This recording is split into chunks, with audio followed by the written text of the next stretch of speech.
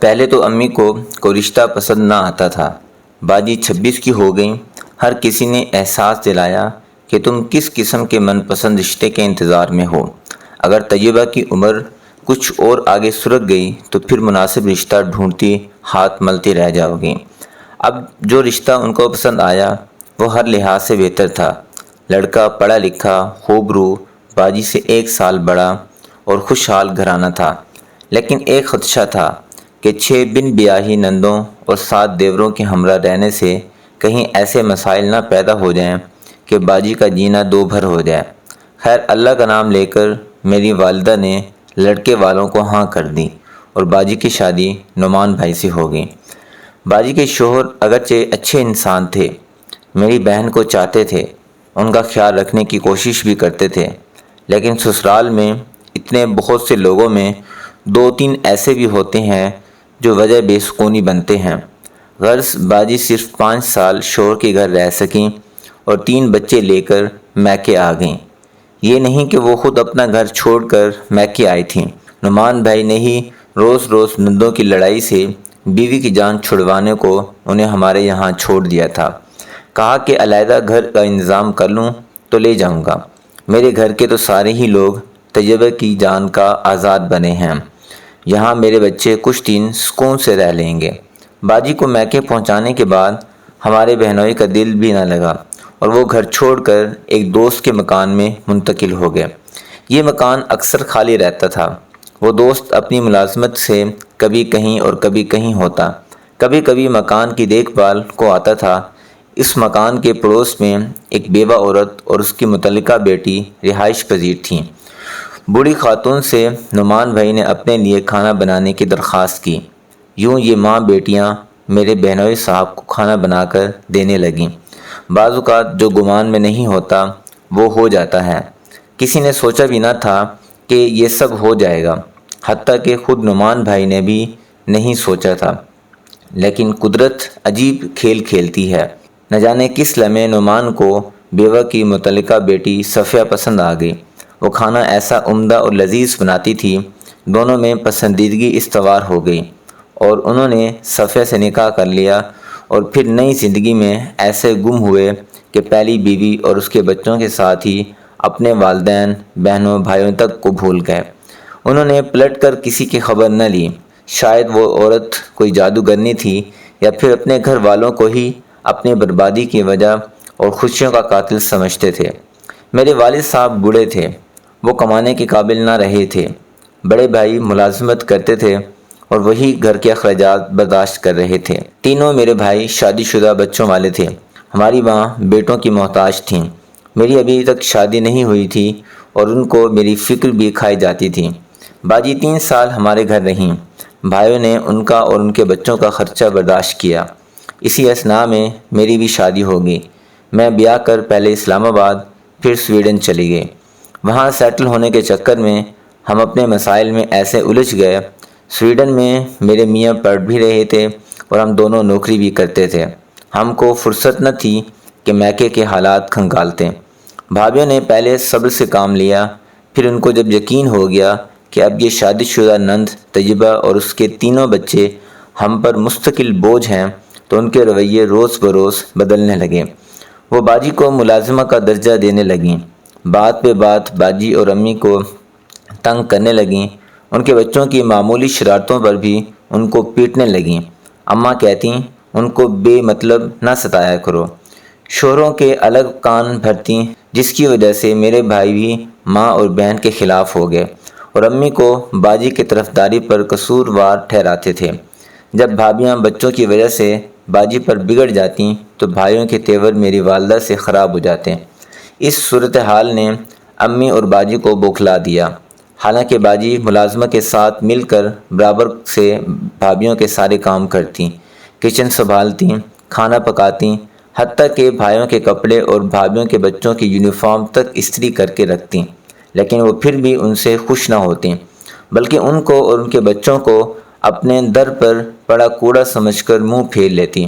میکے میں قیام کا قصور نہ تھا جب تک والد زندہ رہے۔ بھائی اور بھابھیاں اندر اندر گھٹتے رہے، منہ سے کچھ ان کے سامنے نہ کہہ سکتے تھے۔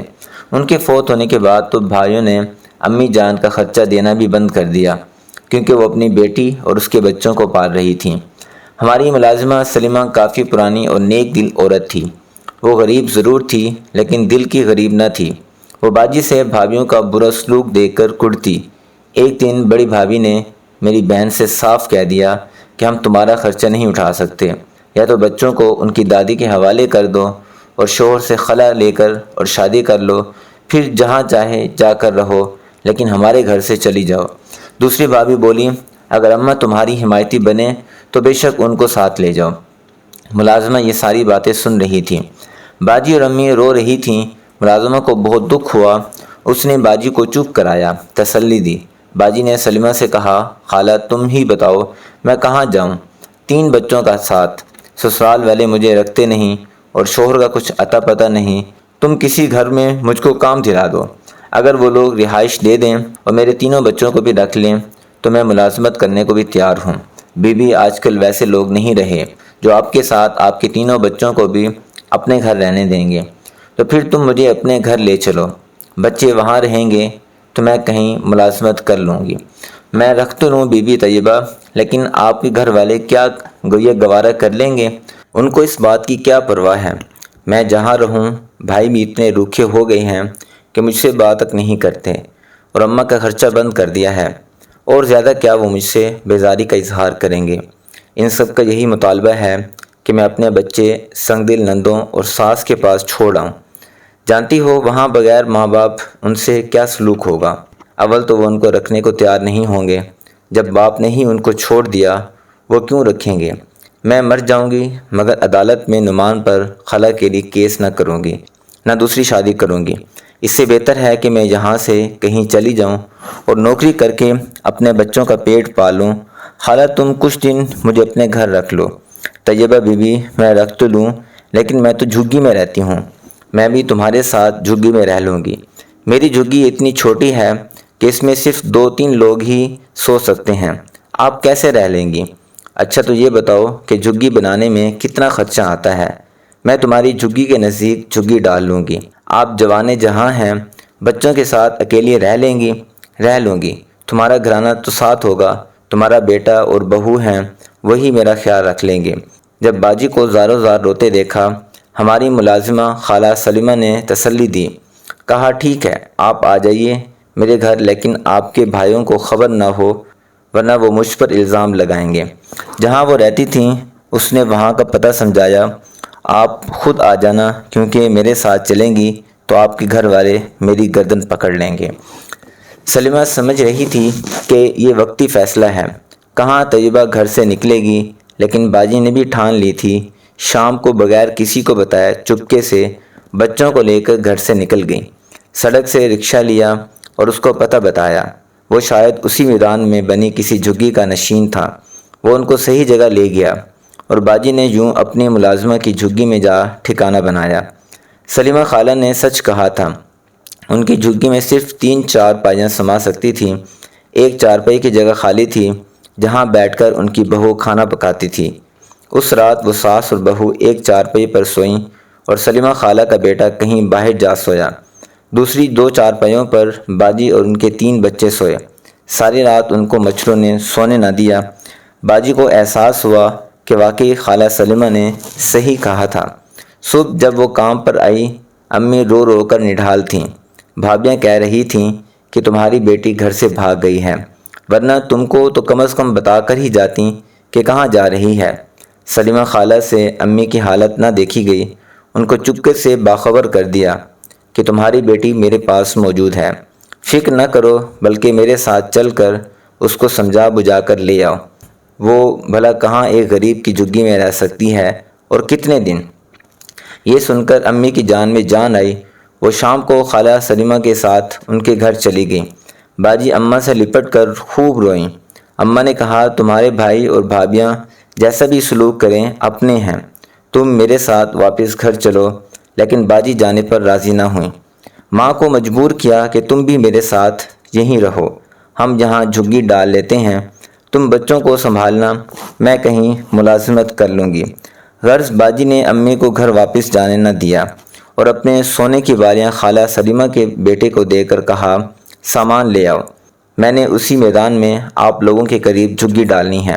وہ بیچارہ ہکا بکا سا باجی کے اصرار پر بانس چٹائیاں وغیرہ لے آیا، لیکن وہاں کے لوگوں نے باجی کو جھگی نہ ڈالنے دی، کیونکہ باجی اور بچوں کے کپڑوں سے ان کو اندازہ ہو گیا کہ یہ ہمارے طبقے کے لوگ نہیں ہیں، کسی خوشحال گھرانے کے ہیں، نہ جانے کیا معاملہ ہے جو یہاں رہنا چاہتی ہیں۔ میدان میں وہاں ساری جھگیوں کے مرد اکٹھے ہو گئے اور یہ پریشان حال سامان پر بیٹھی تھیں۔ ایک واقف کار شخص نے بچوں کو پہچان لیا۔ یہ ایک وین ڈرائیور تھا جو بھائی کے بچوں کو اسکول لاتا لے جاتا تھا۔ اس کا نام منظور تھا۔ منظور بھاگا ہوا میرے بھائی کے پاس آیا اور ان کو بتایا، حمید صاحب آپ کے بھانجے بھانجی اور آپ کی ہمشیرہ اور والدہ فلاں جگہ بیٹھی ہیں اور مشکل میں ہیں۔ بڑے بھائی فوراً منظور کے ساتھ میدان پہنچے۔ امی، اپنی اماں، بہن اور ان کے بچوں کو یہاں دیکھ کر ان کا سر شرم سے جھک گیا۔ ان کو غیرت آئی اور جھگی کے سامان، بانسوں اور چٹائیاں وغیرہ کو آگ لگا دی۔ امی، باجی اور بچوں کو گاڑی میں بٹھا کر گھر لے آئے اور بہت غصہ کیا کہ تم نے تو میری ناک کٹوا دی، غصہ تھا تم مجھ سے جھگڑتی، گھر کے برتن توڑتی، لیکن یہ تم نے کیا کیا؟ جھگی ڈالنے چلی گئی۔ باجی کیا جواب دیتی؟ اماں نے کہا، ہاں میاں بولو، جو جی میں آئے بولو، تم نے تو مجھ کو خرچہ دینا بھی بند کر دیا، اسی بہن کے کارن کہ 2 نوالے اس کو کھلا رہے تھے۔ میری بیٹی تمہاری بیوی اور بھابھیوں کی چاکری کرتی ہے تو ہی تمہاری کمائی سے 2 نوالے کھاتی ہے۔ اب کاہے کی غیرت آ رہی ہے تم کو؟ اور اپنے ان دونوں بھائیوں سے بھی ذرا پوچھو کہ ان کی بیویاں کیا سلوک کرتی ہیں۔ سارا دن طیبہ کے بچوں سے، اس سے تو اچھا ہے کہ ان بچوں کو تم اپنے ہاتھوں یتیم خانے میں جمع کرا کر آ جاؤ۔ ماں کے بھی صبر کا بند آج ٹوٹ گیا تھا۔ بالآخر یہ فیصلہ ہوا کہ تینوں بھائی مل کر بہن اور اس کے بچوں کا خرچہ اٹھائیں گے اور مکان کی چھت پر طیبہ کے لیے 2 کمرے بنوا دیں گے۔ آخر تو اس جائیداد میں ان کا بھی حصہ تھا، مکان باپ دادا کی وراثت سے تھا۔ یوں باجی کو عافیت نصیب ہوئی، تاہم اسکول سے آ کر ممانیاں ان بچوں کو بیٹھنے نہ دیتیں، خاص طور پر باجی کے بڑے والے بیٹے احسن کو، جو ان دنوں ابھی 12 برس کا تھا۔ ایک روز وہ بڑی بھابھی کے کمرے کے جالے اتار رہا تھا، اس سے ان کا ایک قیمتی گلدان ٹوٹ گیا۔ وہ جہیز میں لائی تھیں، بس پھر کیا تھا، انہوں نے وہی چھڑی اٹھا لی جس سے وہ جالے اتار رہا تھا، خوب احسن کو پیٹا اور بولی، نکل جا یہاں سے اور پھر مجھے اپنی منحوس صورت مت دکھانا۔ احسن سہم گیا، بھابھی نے تو غصے میں ایسا کہا تھا۔ وہ سچ مچ یہی سمجھا اب ان کو اپنی شکل نہیں دکھانی ہے۔ اس نے ماں کا بٹوا اٹھا لیا اور گھر سے چلا گیا۔ رات تک نہ لوٹا تو امی اور باجی پریشان ہو گئیں۔ بھائی آئے، ان سے احوال بتایا، وہ بھی ڈھونڈنے نکلے، لیکن لڑکا تو ایسا غائب ہوا کہ پھر نہ ملا۔ باجی رو رو کر نیند جان ہو گئی۔ احسن اتنا جانتا تھا کہ اس کا باپ لاہور میں رہتا ہے، مگر کہاں یہ معلوم نہ تھا۔ وہ بس میں سوار ہو کر لاہور چلا گیا۔ ماں سے سن رکھا تھا کہ لاہور کے علاقے اچھرا میں گھر لیا تھا، لیکن اچھرا تو بہت بڑا علاقہ تھا، اتنے سارے مکانات تھے، کیا معلوم وہ کون سے مکان میں رہتا تھا۔ احسن وہاں ادھر ادھر گھوم رہا تھا، اس کو بھوک لگی۔ وہ ایک نان بائی کی دکان پر پہنچا اور روٹی خریدنے کو بٹوا نکالا، جس میں اس کے باپ اور اس کی ماں کی شادی کی تصویر لگی ہوئی تھی۔ تصویر کو اس نے نان بائی سے چھپا لیا اور روٹی دال لے کر وہ ایک کونے میں کھانے کو بیٹھ گیا۔ شام ہو رہی تھی۔ کھانا کھانے کے بعد وہ پھر ادھر ادھر دیکھنے لگا کہ کہاں ٹھکانہ کرے، رات ہو جائے گی تو کہاں سوئے گا۔ تبھی اس کی نظر سامنے سڑک پار مسجد پر پڑی۔ وہ وہاں چلا گیا۔ مغرب کی نماز کا وقت ہو رہا تھا، وہ بھی آخری صف میں جا کھڑا ہوا۔ نماز ختم ہو گئی، نمازی مسجد سے نکلنے لگے، مگر وہ مسجد کے صحن میں ایک طرف بیٹھ گیا کیونکہ بہت تھک گیا تھا۔ دیوار سے ٹیک لگائی تو نیند آ گئی، وہاں ہی سو گیا۔ عشاء کی نماز پڑھانے امام مسجد ادھر سے گزرے، انہوں نے احسن کو جگایا اور پوچھا، بیٹا تم کون ہو اور جہاں کیوں سو رہے ہو؟ میں ساہیوال سے آیا ہوں، میرے والد جہاں رہتے ہیں ان کا گھر ڈھونڈ رہا ہوں، تھک گیا تو مسجد آ گیا، ذرا دیر کو سستا رہا تھا، نیند آ گئی۔ اچھا بیٹے تم میرا انتظار کرو، عشاء کی نماز ہو لینے دو، یہاں ہی رکے رہنا، میں تم سے بات کروں گا۔ عشاء کی نماز ختم ہو گئی، لوگ چلے گئے۔ امام صاحب احسن کے پاس آئے، پوچھا، کھانا کھا لیا ہے؟ سپیر کو سامنے والے نان بھائی سے لے کر کھایا تھا۔ اب کہاں جا کر سو گے؟ سونے کی تو کوئی جگہ ہی نہیں۔ اچھا تم پھر میرے ساتھ میرے گھر چلو، رات کو وہاں سو جانا، صبح تمہارے والد کو تلاش کرنے کی کوئی سبیل نکالیں گے۔ احسن ان کے ساتھ ہو لیا۔ امام صاحب کا گھر مسجد سے متصل تھا، وہاں ان کی بیوی اور بچے رہتے تھے۔ احسن کو ان کی بیوی نے کھانا دیا اور بستر بھی ایک طرف بچھا دیا اور بولی آرام سے سو رہو۔ اب یہ معمول ہو گیا کہ امام صاحب کے ساتھ وہ صبح مسجد چلا جاتا اور ہر نماز کے بعد جب نمازی مسجد سے نکلتے اور وہ دروازے کے پاس جا کھڑا ہو جاتا تاکہ شاید کوئی ایسا شخص جس کی شکل ماں کے بٹوے میں لگی باپ کی تصویر سے ملتی ہو اس کو نظر آ جائے۔ شاید اس کا باپ جس کا گھر اشرا میں ہے، ماں نے بتایا تھا، یہاں نماز پڑھنے کو آتا ہو اور کبھی اس کو وہ تصویر کی مدد سے پہچان لے۔ احسن ایک بچہ تھا اور اس نے ایسی تصوراتی باتیں سوچ رکھی تھیں۔ ایک روز امام صاحب کی بیوی نے کہا، بیٹا احسن، یا تو مدرسے میں داخلہ لے لو اور کچھ علم حاصل کر لو، یا پھر اپنے پاؤں پر کھڑے ہونے کی کوئی تدبیر کر لو۔ ایسے کسی کے در پر پڑے رہنے سے تو تمہاری زندگی نہیں گزرے گی اور نہ اس طرح تمہارا باپ تم کو مل سکتا ہے۔ احسن نے اس عورت کی بات گرہ میں باندھ لی۔ ماں کے بٹوے میں کچھ روپے تھے، اس نے ان سے کام شروع کرنے کا سوچا۔ وہ نان بھائی کے پاس گیا اور پوچھا، کیا مجھے یہاں کوئی کام مل سکتا ہے؟ وہ بولا، یہاں تو 2 لڑکے پہلے موجود ہیں، تیسرے کی ضرورت نہیں ہے۔ ہاں وہ سامنے اسکول کے پاس جو کھوکا ہے وہاں چلے جاؤ، کالی کھوکے والا مجھے کہہ رہا تھا کہ اس کو ایک لڑکے کی ضرورت ہے۔ وہ وہاں گیا، یہ پان والے کا کھوکا تھا۔ اس نے نان بھائی کا حوالہ دیا۔ وہ بولا، تم رہتے کہاں ہو؟ امام صاحب کے پاس۔ تو ان کے مدرسے میں داخلہ کیوں نہیں لے لیتے؟ پھر اس نے کھوکے والے کو اپنی روداد مختصر سنا دی اور بٹوے میں لگی اپنی والدین کی تصویر بھی دکھائی۔ وہ بولا، مجھے شک پڑتا ہے کہ اس تصویر سے ملتی جلتی شکل کا ایک آدمی اپنے بچوں کو اسکول چھوڑنے آتا ہے۔ تم ایسا کرو، کچھ ٹافیاں، بسکٹ، مونگ پھلی کے پیکٹ لے کر اسکول کی دیوار کے پاس بیٹھ جاؤ، بچے ادھر سے گزرتے ہوئے تم سے یہ چیزیں خریدیں گے، رقم بھی دوگنی ہو جائے گی اور ممکن ہے تمہارا باپ بھی تم کو مل جائے۔ کھوکے والے نے تو بس ایسے ہی ازراہ ہمدردی اس کو یہ مشورہ دیا تھا اور ٹافیاں، بسکٹ وغیرہ کے پیکٹ بھی اپنے کھوکے سے اٹھا کر دے دیے تھے۔ احسن نے اس کی بات پر عمل کیا۔ کھوکے والے نے ایک بیلٹ والے ٹرے میں یہ سب چیزیں اس کو سجا کر دیں۔ وہ پٹے والی ٹرے کو گلے میں لٹکا کر اسکول کی دیوار کے پاس ایک سٹول پر بیٹھ گیا۔ یہ سٹول بھی اس کو کھوکے والے نے ہی دیا تھا۔ ایک دن ایک شخص اپنے بچے کو اسکول سے لینے آیا۔ بچہ جب احسن کے قریب سے گزرا تو وہ ٹافیاں لینے کو مچل گیا۔ باپ نے رک کر اس کو ٹافیاں خرید کر دیں۔ احسن نے بقیہ 10 روپے دینے کے لیے بٹوا نکالا اور کھول کر احتیاط سے 10 کا نوٹ نکالا۔ تبھی اس شخص نے بٹوے میں لگی تصویر دیکھ لی اور پوچھا، لڑکے یہ تصویر کس کی ہے؟ ذرا مجھے دکھانا تو۔ کیوں دکھاؤں؟ مجھے لگتا ہے اس تصویر والے آدمی کو میں نے کہیں دیکھا ہے۔ احسن سوچ میں پڑ گیا کیونکہ باپ کی تصویر کے ساتھ اس کی ماں کی تصویر بھی تھی۔ گھبراؤ نہیں، تم مجھ کو تصویر دکھا دو، اور یہ شخص لاہور میں رہتا ہے، میں اس کو اچھی طرح جانتا ہوں۔ اب احسن کو حوصلہ ہوا اور اس نے بٹوا کھول کر پوری تصویر اس کے سامنے کر دی۔ احسن کو جس طرح اس نے غور سے دیکھا، احسن بھی اسی طرح اس کو متجسس نگاہوں سے دیکھ رہا تھا، کیونکہ تصویر سے اس آدمی کی مشابہت معلوم ہوتی تھی۔ اس شخص کا دل دھڑکا۔ کہا، تم احسن ہو؟ ہاں۔ اور آپ ابا ہو؟ ہاں۔ میرے بچے، تیری یہ حالت۔ اس نے یکدم لڑکے کو سینے سے لگا لیا۔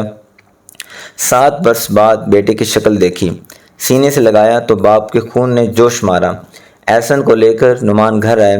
صفیہ سے کہا، بیوی اس کو کھانا وغیرہ کھلاؤ، تب تک میں نئے کپڑے اس کے لیے بازار سے خرید کر آتا ہوں۔ خبردار جو تم نے اس کے بارے میں کوئی کوتاہی کی، یہ میرا لخت جگر ہے اور تمہارے کارن یہ اس حال کو پہنچا، نہ جانے اوروں کا کیا حال ہوگا، اچھا ہے یا برا۔ احسن نے باپ کو ہر مصیبت جو اس کی ماں اور بچوں پر بیتی سنائی۔ وہ روئے اور بولے، صحیح ہے، جن کو باپ چھوڑ دیتے ہیں تو بچوں کی ایسی ہی حالت ہو جاتی ہے۔ 2 دن بعد وہ احسن کو لے کر بھائی کے گھر آئے۔ بھائی تو کوئی بھی اس کو دیکھنے کا روادار نہ تھا، مگر میری باجی جی اٹھی جیسے ان میں کسی نے جان ڈال دی ہو۔ کوئی بھی صلح پر تیار نہ تھا، لیکن باجی نے کہا، اتنی مدت بعد میرا سہاگ لوٹ آیا ہے، میں اس موقع کو کیوں ہاتھ سے گنوا دوں۔ نعمان مجھے لینے آئے ہیں، میں ضرور ان کے ساتھ جاؤں گی۔ میرے بچوں کو تو ان کو کھویا ہوا باپ مل گیا ہے۔ وہ جھٹ پٹ اپنے شوہر کے ساتھ جانے پر تیار ہو گئیں۔ سوتن کے ساتھ گزارا کرنا بھی گوارا کر لیا، لیکن صفیہ نے جو اچانک 7 برس بعد سوتن دیکھی، صدمے سے دیوار سے جا لگی۔ باجی نے اس عورت کو سنبھالا، دلاسا دیا، مگر صفیہ سوتن کا دکھ برداشت کرنے والوں میں سے نہ تھی۔ اس نے یہ دکھ جی کو لگا لیا اور اندر اندر گھلنے لگی، یہاں تک کہ وہ بیمار ہو کر چارپائی پر پڑ گئی۔ باجی نے اس بیمار کی بہت دیکھ بھال کی۔ وہ 3 سال چارپائی پر پڑی رہی، بالآخر اس جہاں سے رخصت ہو گئی۔ اس کے بیٹے کو بھی باجی نے اپنے بچوں کی طرح پالا کہ وہ اپنے سوتیلے بہن بھائیوں میں اس طرح گھل مل گیا کہ اب یہی سمجھتا ہے جیسے وہ میری بہن کے بطن سے پیدا ہوا ہو۔ لوگ جب یہ قصے سنتے ہیں تو حیران ہوتے ہیں۔ سچ ہے، صبر کرنے اور امید کا دامن نہ چھوڑنے والوں کے دن ایسے ہی پھرتے ہیں کہ کسی کو یقین نہیں آتا آج باجی کے بچے جوان ہیں اور وہ آرام و سکون کی زندگی بسر کر رہی ہیں۔